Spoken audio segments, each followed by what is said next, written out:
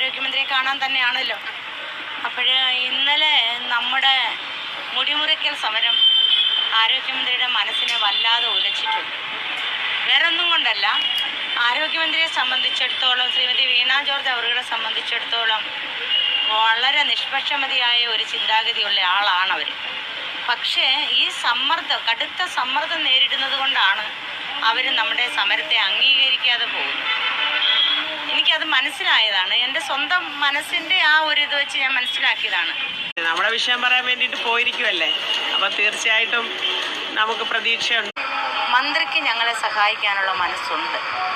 മന്ത്രി ഞങ്ങളുടെ സമരം തീർത്തും ന്യായമാണെന്ന് വ്യക്തമാക്കി മനസ്സിലാക്കുന്ന ഒരാളാണ് അവർ ഈ അനുഭാവപൂർവ്വം പരിഗണിക്കും എന്ന് പറയുന്ന അവരുടെ ഹൃദയത്തിൻ്റെ അടിത്തട്ടിൽ നിന്ന് തന്നെയാണ്, ബാഹ്യമായിട്ടല്ല.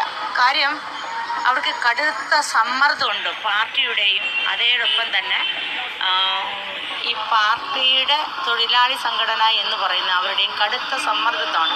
എന്നാൽ എനിക്ക് ഒരൊറ്റ ഉറപ്പുണ്ട്, ഏത് കടുത്ത സമ്മർദ്ദം വന്നാലും ഇന്നലെ ഇത്രയും സ്ത്രീകൾ ഈ 50ാമത്തെ ദിവസവും ധൈര്യത്തോടു കൂടി നിന്ന് ഈ സ്വന്തം കേശം മുറിച്ചു മാറ്റിയപ്പോൾ അവരുടെ മനസ്സിന് വിങ്ങലുണ്ടാക്കിയിട്ടുണ്ട്.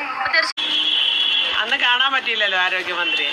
ഇപ്പം അത് ഉറപ്പ് കിട്ടിയിട്ട് കാണാൻ വേണ്ടി പോയിരിക്കല്ലേ. എന്തായാലും നമ്മൾ നടത്തിയ ഒരു സമരത്തിൻ്റെ ഒരു റിസൾട്ട് എന്ന വണ്ണം പാർലമെൻറ്റിൽ നമ്മുടെ ഇൻസെൻറ്റീവ് വർദ്ധിപ്പിക്കുമെന്ന് പറഞ്ഞിട്ടുണ്ട്.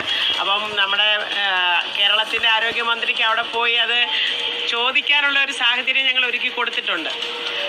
അതിന് പ്രഖ്യാപിച്ചാൽ മതിയല്ലോ തുക എത്രയാണെന്നുള്ളത്. സ്ത്രീ ആണെന്നുള്ളൊരു മനസ്സുകൊണ്ടും റംസാന് ഞങ്ങളെ ഈ തെരുവോരത്തിരുത്തി. ഇനി ഒരിക്കലും മന്ത്രിക്ക് ഞങ്ങളെ ഈസ്റ്ററിനും വിഷുവിനും ഇവിടെ ഇരുത്താൻ പറ്റില്ല. അതുകൊണ്ട് തന്നെയാണ് ആരോഗ്യമന്ത്രി പോയിരിക്കുന്നത്. എനിക്ക് ഉറപ്പുണ്ട് ആരോഗ്യമന്ത്രി സ്വന്തം നിലയിലെങ്കിലും ഒരു തീരുമാനം ഉറപ്പായിട്ടും എടുക്കുമെന്ന് എനിക്ക് ഉറപ്പുണ്ട്. അങ്ങനെയൊന്നും ഇല്ലല്ലോ മോനെ, ഇത് നാടകവും സിനിമയൊന്നും അല്ലല്ലോ.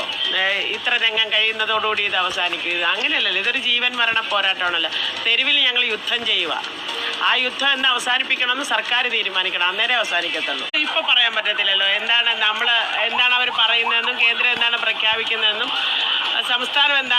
സംസ്ഥാനം ഇപ്പോൾ പറഞ്ഞിരിക്കുന്നത് കേന്ദ്രം ഉയർത്തുമെങ്കിൽ ഞങ്ങൾ ഉയർത്തുമെന്നാണല്ലോ. അത് വന്നാലല്ലേ നമുക്ക് പറയാൻ പറ്റത്തുള്ളൂ. ഇല്ല, അത് വാക്കാൽ പറഞ്ഞാൽ നമ്മളിവിടെ നിന്ന് എഴുന്നേറ്റ് പോകത്തില്ല. കാരണം പലരെയും വാക്ക് പറഞ്ഞു വിട്ടിട്ടുള്ളത് അനുഭവം ഉണ്ടല്ലോ, ചരിത്രമുണ്ടല്ലോ. അപ്പം നമുക്ക് എന്ത് ആണെങ്കിലും അത് റിട്ടേൺ മൂലം ഉറപ്പ് കിട്ടിയാലേ നമ്മൾ കൂടിക്കാഴ്ചയിൽ തികഞ്ഞ പ്രതീക്ഷയിലാണ്. കൂടിക്കാഴ്ച നടത്തിയിട്ട് വരട്ടെ. നടന്നു കഴിയുമ്പോഴല്ലേ നമുക്ക് അതിനകത്ത് അഭിപ്രായം പറയാൻ പറ്റുന്നത്. എന്തായാലും മിനിസ്റ്റർ പോയത് നമ്മൾ സ്വാഗതം